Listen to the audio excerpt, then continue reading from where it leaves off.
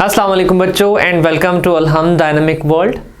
बेटा आज हम फर्स्ट ईयर के चैप्टर नंबर 6 से एक और लेक्चर रिकॉर्ड करने लगे। लेक्चर नंबर 13 है और आज हमने जो टॉपिक डिस्कस करना है that is sp2 hybridization. Hybridization हमने स्टार्ट की थी लास्ट लेक्चर में और हमने sp3 हाइब्रिडाइजेशन को डिस्कस किया था। अब हम बात करने लगे हैं sp2 हाइब्रिडाइजेशन। बेटा नाम से ही जाहिर है sp2, एक s ऑर्बिटल है, दो p ऑर्बिटल्स हैं। बेटा अगर एक ही एटम के एक s और दो p ऑर्बिटल्स आपस में इंटरमिक्स हो जाएं, मैं रिपीट करता हूं बेटा, एक ही एटम में एक s ऑर्बिटल है और दो p ऑर्बिटल हैं, वो आपस में इंटरमिक्स हो जाते हैं। बेटा उनकी इंटरमिक्सिंग से तीन नए ऑर्बिटल बनते हैं। इस हाइब्रिडाइजेशन को कहते हैं sp2 हाइब्रिडाइजेशन। एक s और दो p ऑर्बिटल्स की इंटरमिक्सिंग से होने वाली हाइब्रिडाइजेशन को हम कहते हैं sp2 हाइब्रिडाइजेशन।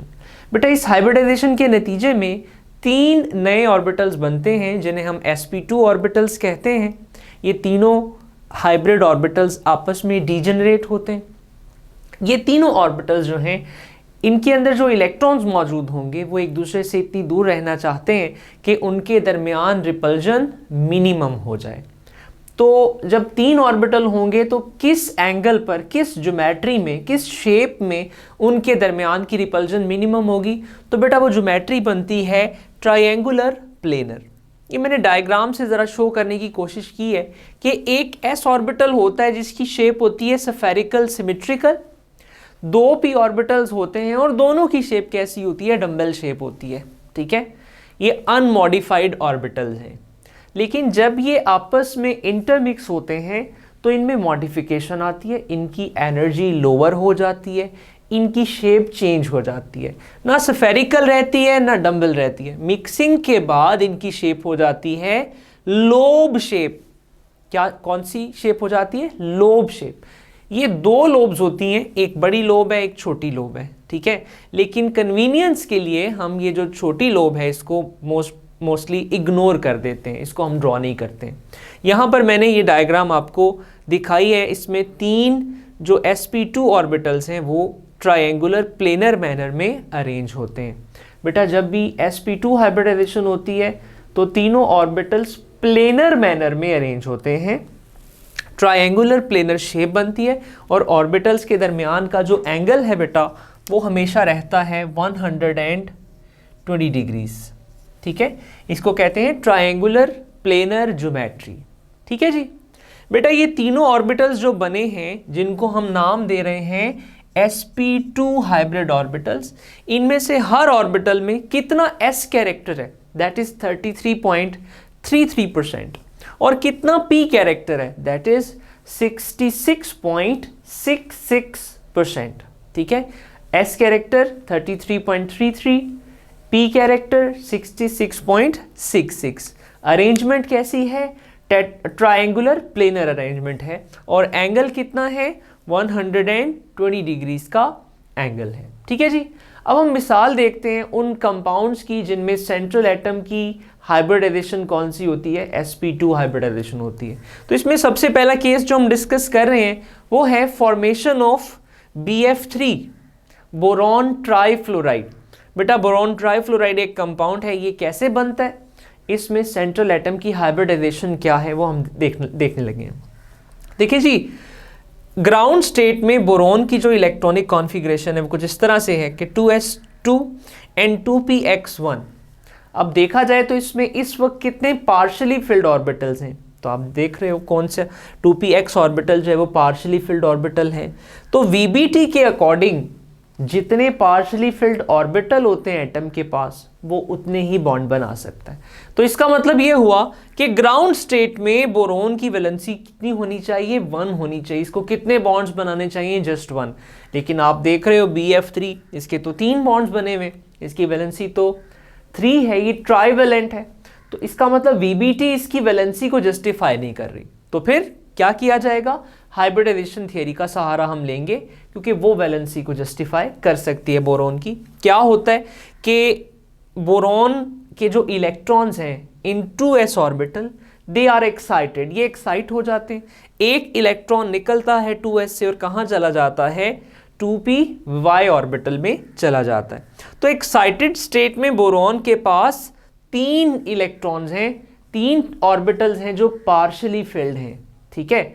और फिर क्या होता है कि एक्साइटेशन के साथ ही इन ऑर्बिटल्स की हाइब्रिडाइजेशन हो जाती है, ये मिक्स हो जाते हैं। देखिए एक s है और 2 p ऑर्बिटल्स हैं, तो जब मिक्सिंग होगी तो 3 ही नए ऑर्बिटल्स बनेंगे और उनको हम नाम क्या देंगे, sp2 ऑर्बिटल्स इनको कहा जाएगा।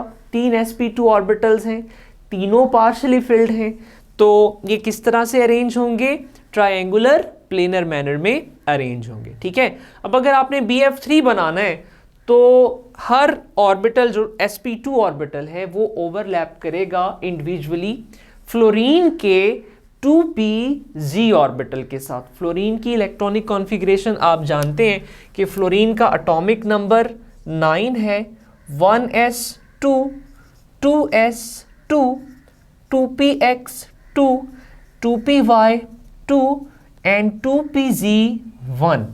देखिए बेटा फ्लोरीन के पास एक पार्शियली फिल्ड ऑर्बिटल मौजूद है, ठीक है। 2pz ऑर्बिटल अनमॉडिफाइड है, तो इसकी शेप कैसी होगी, इसकी शेप होगी डंबल शेप। सारे p ऑर्बिटल्स की शेप कैसी होती है, डंबल शेप होती है। अब क्या होगा कि जो 2pz ऑर्बिटल है, एक फ्लोरीन इधर से आके एक sp2 ऑर्बिटल के साथ हेड टू हेड ओवरलैप करेगा। सिमिलरली ये दूसरा sp2 ऑर्बिटल फ्लोरीन के दूसरे फ्लोरीन एटम के 2pz ऑर्बिटल से हेड टू हेड ओवरलैप करेगा और एक फ्लोरीन एटम इधर से आ जाएगा और ये भी बोरॉन के sp2 ऑर्बिटल के साथ हेड टू हेड ओवरलैप करेगा। तो हेड टू हेड ओवरलैप्स की वजह से यहाँ पर 3 सिग्मा बॉन्ड बन रहे हैं और इवेंचुअली हमारे पास बन जाता है बोरॉन ट्राइफ्लोराइड। बोरॉन ट्राइफ्लोराइड कैसी ज्योमेट्री है इसकी, ट्रायंगुलर प्लेनर ज्योमेट्री है।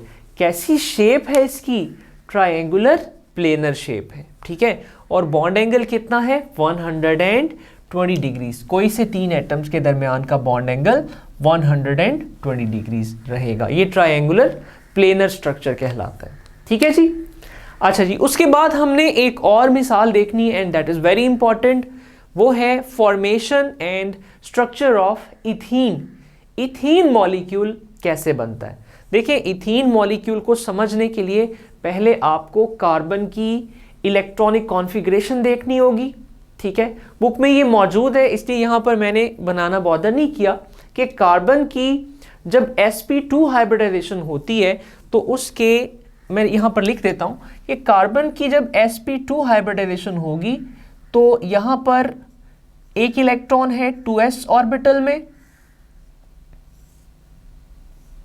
एक इलेक्ट्रॉन है 2px में, एक इलेक्ट्रॉन है 2py में और एक ही इलेक्ट्रॉन है 2pz ऑर्बिटल में। लेकिन इंटरमिक्सिंग किसकी होगी, एक s और 2 p की।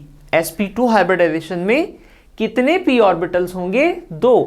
इसका मतलब यह है कि ये तीसरा ऑर्बिटल हाइब्रिडाइजेशन में पार्टिसिपेट नहीं कर रहा।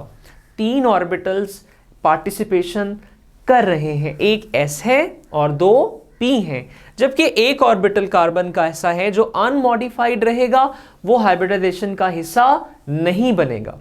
जो 3 ऑर्बिटल्स मिक्स होंगे बेटा, वो sp2 हाइब्रिडाइजेशन करके किस तरह से अरेंज होंगे, वो अरेंज होंगे ट्रायंगुलर प्लेनर फॉर्म में, ट्रायंगुलर प्लेनर फॉर्म में। और ये 2pz ऑर्बिटल जो अनमॉडिफाइड है, ये उन तीनों ऑर्बिटल्स जिस प्लेन में वो लाई कर रहे हैं उस प्लेन के परपेंडिकुलर होगा। यानी 2pz ऑर्बिटल इन तीनों ऑर्बिटल्स के ऊपर परपेंडिकुलरली अलाइंड है। इसका इन तीनों ऑर्बिटल्स के साथ इंडिविजुअल एंगल कितना है, 90 डिग्रीज का है। ये तीनों ऑर्बिटल्स के ऊपर परपेंडिकुलर है। याद रहे कि हाइब्रिडाइज्ड ऑर्बिटल्स प्लेन में हैं, प्लेन में लाई कर रहे हैं, ठीक है। उनका एंगल है 120 डिग्रीज और ये चौथा ऑर्बिटल जो है इन तीनों के परपेंडिकुलर है with a mutual angle of 90 degrees with every hybrid orbital, ठीक है। तो ये 2 कार्बन एटम्स मैंने बना दिए, ये उसके हाइब्रिड ऑर्बिटल्स हैं और ये वाला जो है डम्बेल शेप, ये ऑर्बिटल है 2pz जो अनमॉडिफाइड है। ठीक है बेटा, अब जब ये दोनों कार्बन एटम्स एक दूसरे को अप्रोच करेंगे तो सबसे पहले इनके ये जो sp2 हाइब्रिड ऑर्बिटल्स हैं इनके दरमियान में एक हेड टू हेड ओवरलैप होगा। आप जानते हैं कि हेड टू हेड ओवरलैप जब होता है तो सिग्मा बॉन्ड बनता है और इस ओवरलैप के नतीजे में इलेक्ट्रॉन्स के पाए जाने की प्रोबेबिलिटी न्यूक्लियाई को मिलाने वाली लाइन के अराउंड मैक्सिमम होती है। यानी इस एरिया में जो इलेक्ट्रॉन्स हैं वो उनके पाए जाने की प्रोबेबिलिटी मैक्सिमम हो जाएगी। ये हेड टू हेड ओवरलैप है और ये कौन सा बॉन्ड है, ये सिग्मा बॉन्ड है। ठीक है जी, दो कार्बन एटम्स पहले एक दूसरे के साथ क्या बनाते हैं, सिग्मा बॉन्ड। कौन सा ओवरलैप हुआ है, sp2 ऑर्बिटल्स के दरमियान हेड टू हेड ओवरलैप हुआ है और सिग्मा बॉन्ड बने। ठीक है, इसी तरह बाकी के जो हाइब्रिड ऑर्बिटल्स हैं दो, वो हाइड्रोजन के 1s ऑर्बिटल के साथ हेड टू हेड ओवरलैप कर लेते हैं। ये हाइड्रोजन का 1s ऑर्बिटल है, ये कार्बन का sp2 हाइब्रिड ऑर्बिटल है। तो इन दोनों में भी कौन सा ओवरलैप हो रहा है, हेड टू हेड ओवरलैप हो रहा है। तो यहां पर भी एक सिग्मा बॉन्ड बन जाएगा, यहां पर भी एक सिग्मा बॉन्ड बन जाएगा। तो इस कार्बन के कितने सिग्मा बॉन्ड बन चुके हैं, 1 2 3। और सिमिलरली ये वाला कार्बन भी दो हाइड्रोजन के साथ इसके जो हाइब्रिड ऑर्बिटल्स हैं वो हेड टू हेड ओवरलैप कर लेंगे। तो इस वक्त टोटल कितने सिग्मा बॉन्ड्स हैं, यहां पर 5 सिग्मा बॉन्ड्स हैं। गिन लेते हैं, 1 2 3 4 एंड 5, 5 सिग्मा बॉन्ड्स हैं। ठीक है, अब क्या है कि दो ऑर्बिटल्स रह गए हैं जिन्होंने अभी तक आपस में बॉन्ड नहीं बनाया है, और वो कौन से हैं। देखिए, इस कार्बन का ये 2pz ऑर्बिटल और दूसरे कार्बन का 2pz ऑर्बिटल, इन्होंने अभी तक आपस में ओवरलैप नहीं किया। अब आप देख सकते हैं कि इनकी अलाइनमेंट कैसी है और इनमें कौन सा ओवरलैप पॉसिबल है। बेटा, ये पैरेलल मैनर में ओवरलैप करेंगे और पैरेलल ओवरलैपिंग से इनके दरमियान में बनेगा एक पाई बॉन्ड। कौन सा बॉन्ड, पाई बॉन्ड। जब भी दो ऑर्बिटल साइडवेज ओवरलैप करते हैं तो ओवरलैपिंग के बाद इलेक्ट्रॉन्स के पाए जाने की प्रोबेबिलिटी कहाँ मैक्सिमम होती है, न्यूक्लियर को मिलाने वाली लाइन के अबव एंड बिलो।